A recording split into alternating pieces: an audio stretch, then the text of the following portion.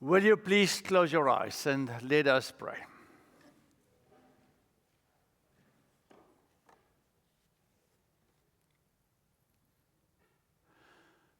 Paul writes, and Lord, you yourself reminds us to pray without ceasing. That means that our life should be a life of prayer. That means that we should constantly think about you and connect with you. But then there are moments like these where we sit still and then we talk with you. And we come to you and we say, Lord, here we are your children. We came to this place now because we know that we need something from you.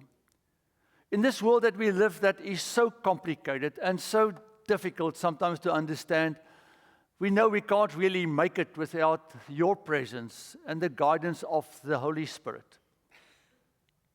That's why we come. We come to worship you. We come to acknowledge you as our Lord and our God, but we also come because you invite us to come to you, to get from you what we need to be able to live a life in this world. So as we are going to look, oh Lord Jesus, of your own story, it's amazing. We are going to actually retell and think about what you did when you were here. I ask that you will help us to see this symbol, the symbolic meaning of all of this, and how it can help us as we face this world to serve a kingdom that is not ours, but the kingdom that is God's and who is owned by Him alone. So bless us through your Spirit as we come for this. In your name we ask this. Amen. So this teen got his driver's license. Very excited. So he came to his dad. He said, Dad, can I please use the car? And his dad, who was a pastor, said to him, well, okay, if you can get your grades up, if you can read a little bit more Bible, and you cut your hair, you can probably get the car keys and use the car a bit. So a week or two later, the son comes back and says, Dad, can I now have the car? The pastor said to his son, he said, well, I must say that you brought your grades up. That's great. I saw you read your Bible more. That's fantastic. Man, but you have not yet cut your hair. And then the boy replied, he said to his dad, Dad, by reading the Bible, I discovered that everybody in the Bible had long hair. Even Jesus had long hair. And then the dad responded, yeah, and they walked everywhere where they went.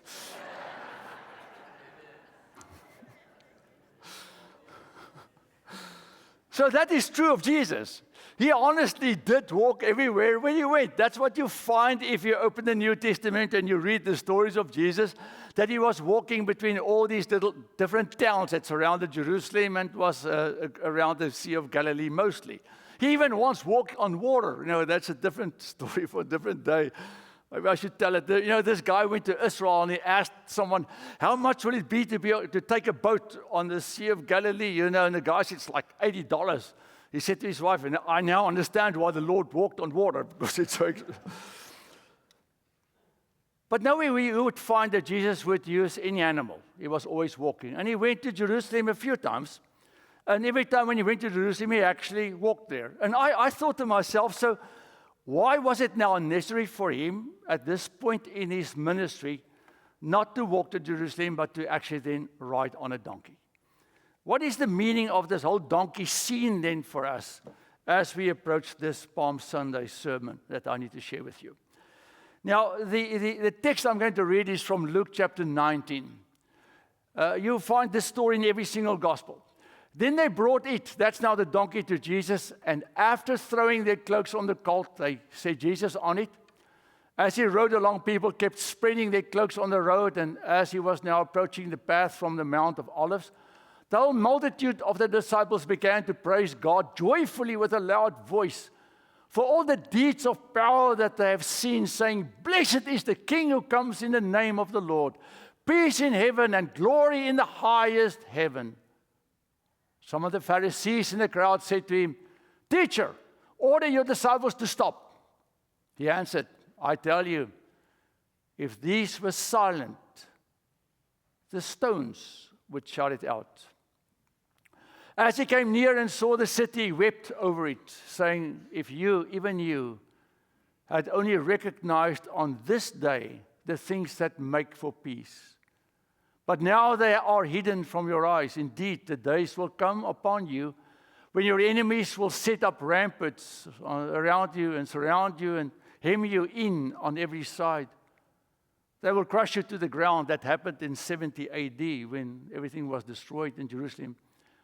And your children within you, and they will not leave within you one stone upon another, because you did not recognize the time of your visitation from God. So, what is going on here? Firstly, this donkey scene had to do with fulfilling the scriptures. This is a text from Zechariah. Matthew says this. He says, this took place to fulfill what has been spoken by the prophet, saying, tell the daughter of Zion, look, your king is coming to you, humble and mounted on a donkey, on a colt, the foal of a donkey.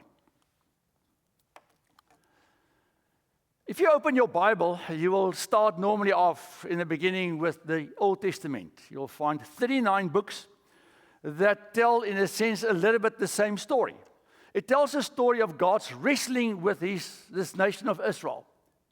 I've said this many times. After sin happened in this world, God, with respect, had a bit of a problem, because there's now such separation between us and God that he became invisible to humanity. He said, you will now leave my presence. Now, how can you show yourself to the world if you are invisible? And therefore, God came to Abraham and he said, hey, Abraham, you are nothing. You are the smallest of all the people, but I'm going to use you and your offspring to show my power, my presence, and my person to the world, that they may know I am God.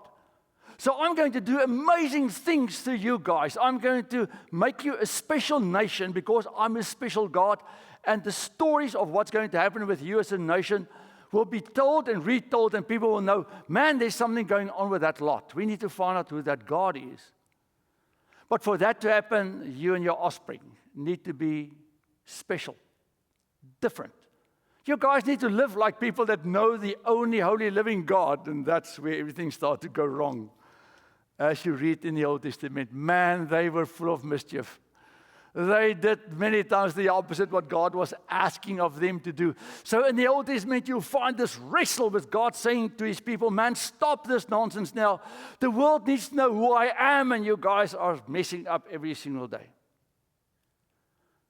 But in between that storyline, and that to me is the most stunning. You know, many of these prophets did not know one another when they wrote their text. They didn't have a copy of the other text.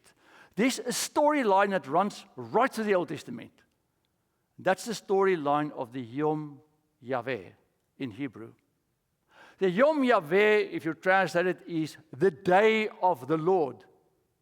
The day of the Lord in the Old Testament is these glimpses where God is saying to the people of Israel, I'm busy with you guys, but it has to do with way more than with you guys and the people that are now living around you that needs to know who I am. I'm busy with a kingdom that will last forever, that all humanity can be saved through what I am doing. I am doing something big for all humankind, and you are part of the story. That's the Yom Yahweh moments that you will find then in the Old Testament. Zechariah, it's the year 520 before Christ. The Israelites they were stuck in Babylon for an extended period of time. And now they returned and they are trying to rebuild the walls. You know, Nehemiah and all of these things. It all happens in this time that Zechariah was also a prophet. And then in the midst of him prophesying, saying, you know, the Lord brought us back and it's going to be okay. And they are still arguing about certain things. And they are afraid of all their enemies because they do not have their walls anymore. The walls are gone. So they are exposed to all the other people that still do not like them. Zechariah have here in the middle of a chapter 9. A story of a guy coming to Jerusalem on a donkey. It didn't fit. That whole thing, if you go and read Zechariah chapter 9, doesn't fit with the story. That's a Yom Yahweh moment that you will find many times in the Old Testament. Suddenly, between the normal storyline, there's this thing that God places there to remind people it's way more than only the here and now that I'm busy with. There is going to be someone on a donkey one day, riding into Jerusalem, and that's going to be a very special moment. And that is what happened then when Jesus came into Jerusalem on this donkey. All of this was pointing back to all of these Yom Yahweh moments eventually that you will find in the Old Testament. We know that things started to go sideways after Jesus came into Jerusalem. And I asked myself, why would they at some point say, "Hey, our Lord is here," and then a few days later yell, "Crucify him"? What went wrong here? And I have another slide where I will say a little bit more, but firstly what happened was they didn't recognize him because probably not all of them knew the scriptures well enough. And this reminds me of a very important fact. I've had so many people say to me, "I don't think the Old Testament is important. I don't think we should even read the Old Testament anymore. We should just read the New Testament." How can you trust the New Testament if you do not believe the Old Testament? Because in the Old Testament you find the promises. And the Old Testament promises remind us that God will do what he says he will do. And there are a number of promises for us in the New Testament where God says, "I will do this. Trust me, I'm a God that makes true in my promises." Jesus coming on a donkey into Jerusalem was a way that God said, "You can trust me. If I say certain things, it will happen. But you need to know my scriptures to recognize those moments that are special, where God is actually showing himself in a mighty way." Now, the second reason why Jesus came, because he came to serve, and he wanted to show it by riding on this very humble creature. Donkeys were sort of not valued that much, in the sense that they were not as important and as valuable as a horse. Most people had donkeys. You know, Mary rode on a donkey when Joseph took her to have a baby, well, when they were on their way to Bethlehem, because poor people could even afford a donkey. A service animal, not the brightest of all the animals. But they would do what you would tell them to do. And here Jesus is now sitting on this animal riding in. People would expect a king to come on a white horse with all the whatever. He comes on a donkey.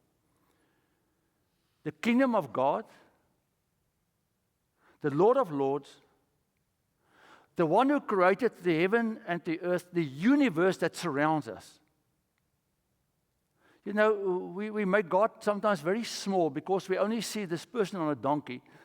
But the one who's sitting in the donkey is the Word, according to John, who created everything. And if you walk outside tonight and you look at the stars around us, he's the one who made all of that stuff, and the sun and the moon, and he's on a donkey. So God is using this animal to bring his son into Jerusalem, that the kingdom of God's story can continue forward. Now Tozer, in the book In Pursuit of God, wrote a very interesting thing. He said, if God can use a donkey for the kingdom to move forward, why will God not use us?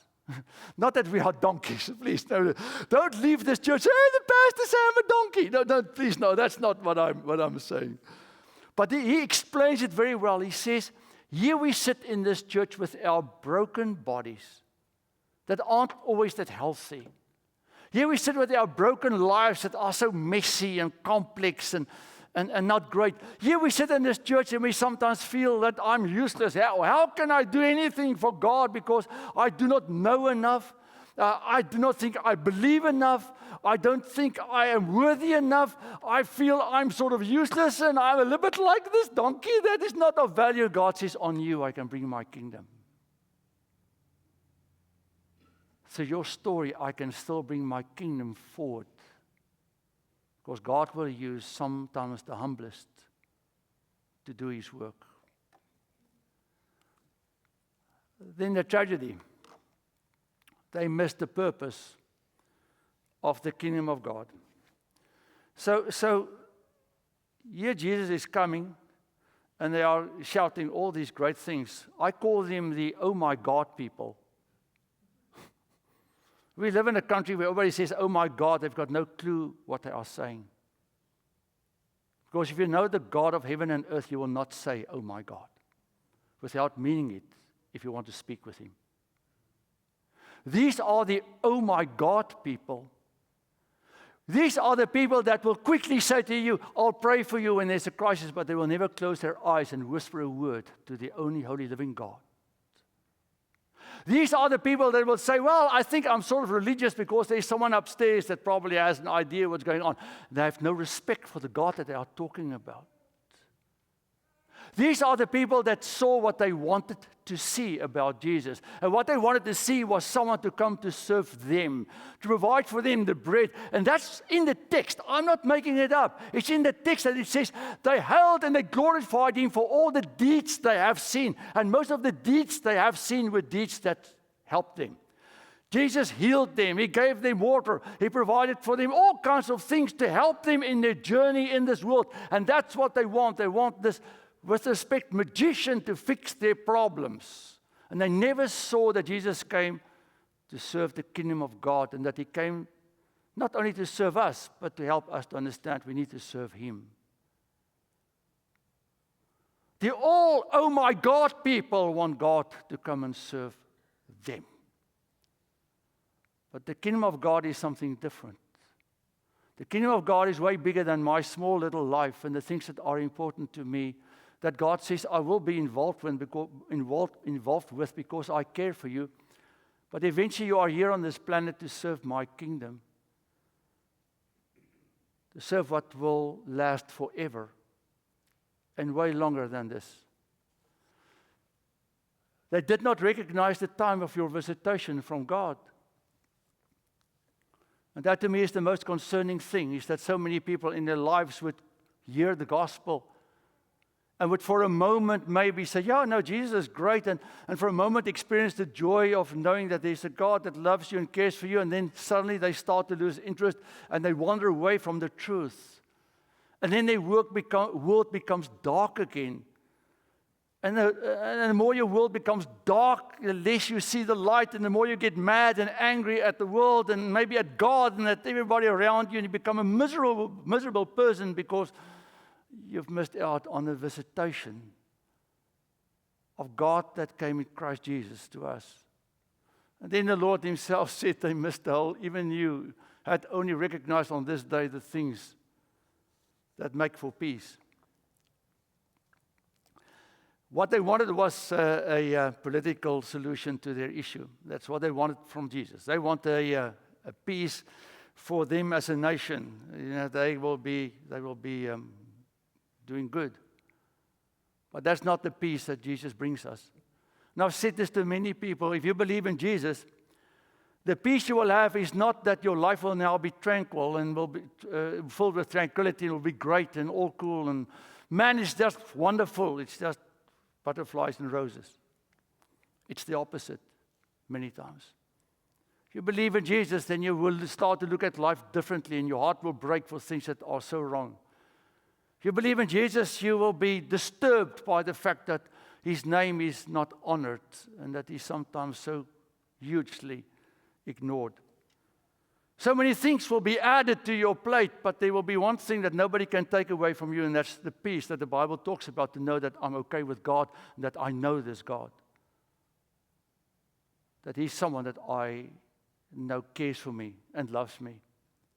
The peace that Paul writes about, that he says that the world doesn't understand, is the peace that even though we live in this world that is really very interesting now, it's all I want to say, is that you and I can actually go to bed at night and know whatever happens in this world, it may not end as great as we want it to be, but I know there's one thing they can't take from me, and that's my faith in Jesus Christ and God's kingdom that will come. That will come in my life and in this world in some way, shape, or form God has not done yet. That should bring you and me peace. Knowing that I'm owned by God. That's what they missed. They wanted a solution for the here and now, and Jesus says, they did not understand the kingdom. Now, I'm not sure if he's still on the donkey. Maybe he is, because he's not yet in Jerusalem. So as Jesus sort of starts to enter Jerusalem, I do not know exactly where he was at this point, but the next moment after they say, "Oh, Hosanna," it says, and Jesus wept over them. You saw that in the scripture. He looked at Jerusalem and he started to cry. God with tears in his eyes, the King of kings, the Lord of lords, the creator of heaven and earth, weeping for you and for me. Weeping because God's heart breaks for people that miss him. His heart breaks for people that ignores this amazing signs and things that he gives us that we may know who he is.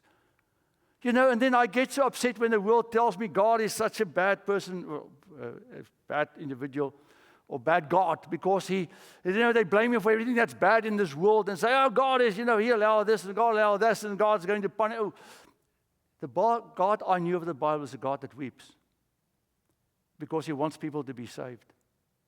He wants people to have peace. He wants people to see what they don't want to come in. What else must God do for people to believe? What else? He sent his son to die on the cross. All the story took place. The whole New Testament was written. The Old Testament is written. Pastors are preaching. There are churches. There are crosses. What else must God do for people to accept this amazing story of his love and grace?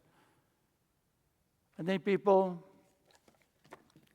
close their Bibles, throw it in a corner and walk away, and people think God gets mad. No, he weeps. Because that's not what God wants. That's his desire for us. He's done everything to prove this to us. Now, so the people, as Jesus came into Jerusalem, said all the things that sounded so cool. But as I said before, their hearts were not really in it.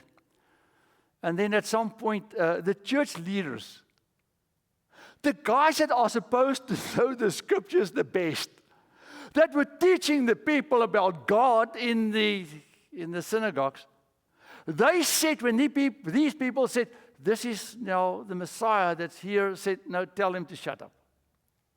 Tell them to be quiet. Tell them to get out of the way," because they did not want to stir. They didn't want to make the Romans mad, or I don't know all else the things that they were upset about. But they said, silence them. You know, in this world, it is possible for the church to sometimes silence the gospel out of fear for some stupid reason. I do not know what. Maybe that's a reason why in some churches the gospel is not being preached properly anymore, because there's this fear that people may feel offended if the truth of the gospel is preached. Who are you worshiping then? What kingdom is then the more important? Is it the kingdom of the here, or is it the kingdom of God? And I've said this before, I have no care what the world will do to me. I will preach the gospel until the day I die, because we serve a kingdom that's there, not here. But they try to silence people out of fear of retribution or whatever, or the fact that this person didn't fit into their understanding of what the answer should be or what the Messiah should be.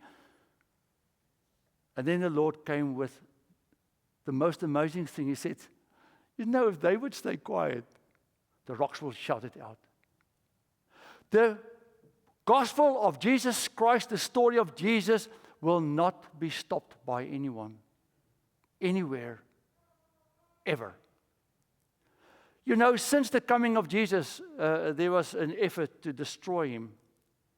You remember that Herod went after Jesus when the wise men came and said, "Oh, there's this king." He said, "Well, let's go and kill all the kids in that town so we can make sure that this kid won't survive." And then later on, all kinds of stuff happened where Jesus and his family had difficult times, because in the book of Revelation, it tells us that this dragon came after Jesus with every single thing during this time of temptation, all of these things. And then the earliest church had the most difficult time to just survive and tell the story. And countless of people tried to destroy all the scriptures of the Christian faith. Time and time again, they tried to burn every single thing that had a reference to Jesus Christ because they thought, we should stop this because it's changing people too much for the better. For the better. They suddenly become kind and cool and loving. And we don't want this in this world. We want people like us that are terrible. And here we are 2,000, whatever years later. There are more manuscripts of the old Greek texts and even the Old Testament text of any other document that has ever been written during that time. Because no one can stop the spread of the story of Jesus.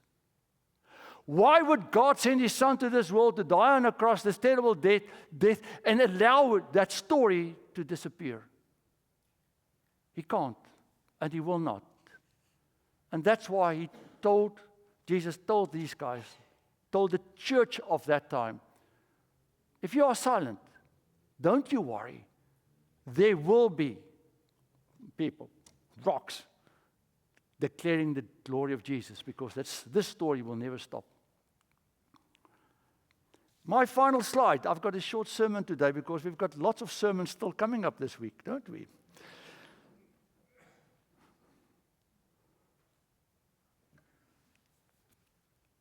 When you leave this church today, you're going to go home probably or somewhere, eat, whatever. And then our week starts tomorrow morning, where you and I will then face this new week and all the stuff that's happening with us. I do not know what's going to happen with you in your life, but that's not the important thing, what is going to happen. The important thing that I want you to know is that something needs to happen in your mind. I want you, when you leave this church today, and maybe when you pray for dinner or for lunch, or tomorrow morning when you pray, or tonight when you pray, that you pray the following prayer. Lord, I'm the most humblest of all. Lord, I don't know as much as I think I should know about you, and my faith is not always the best, and I mess up with my life in so many different ways. But Lord, can I be your donkey? Can I be your donkey? Can I just be the vessel that bring you and your kingdom forward in this world? That donkey had no idea what was going on with respect. He was just carrying this person on his back, but he became a symbol in the Bible. That's why the donkey's theme became so big. He became a symbol of this humblest creature that would serve the kingdom, and that's you and me. And when I prepared the sermon, I went for a run yesterday morning, and I said, Lord, can I just be your donkey? Amen.